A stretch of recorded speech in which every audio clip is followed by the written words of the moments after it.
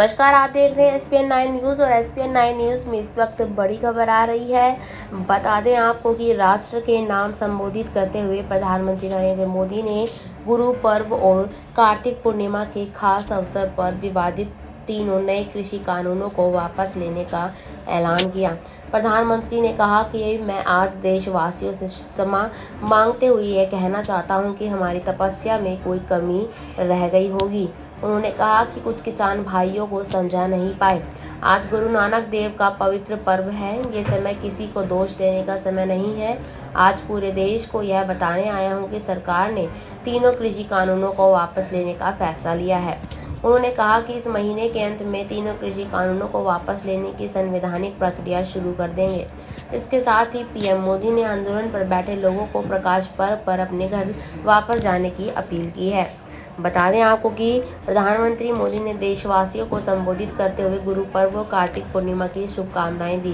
उन्होंने कहा कि ये भी बहुत दुखद है कि 1.5 साल के अंतराल के बाद करतारपुर साहिब कॉरिडोर अब फिर से खुल गया है।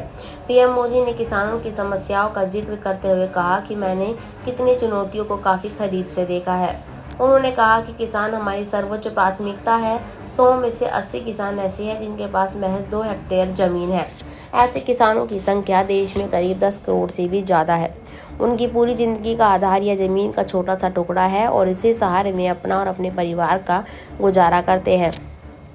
बता दें आपको कि आगे पीएम नरेंद्र मोदी ने कहा कि पीढ़ी दर पीढ़ी यह जमीन का टुकड़ा और छोटा होता जा रहा है। उन्होंने कहा कि बीज, बीमा और बाजार पर किया काम।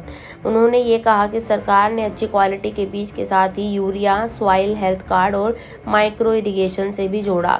साथ में उन्होंने बताया कि हमने 22 करोड़ सॉइल हेल्थ कार्ड दिया।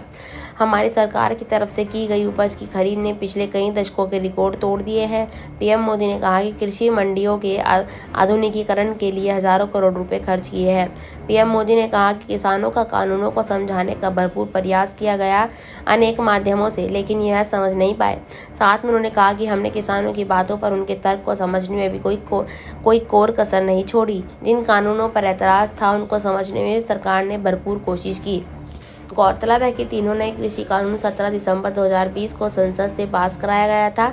इसके बाद से लगातार किसान संगठन की तरफ से विरोध कर इन कानूनों को वापस लेने की मांग की जा रही थी। जो वो मांग हो रही थी वो आज पूरी होती नजर आ रही है।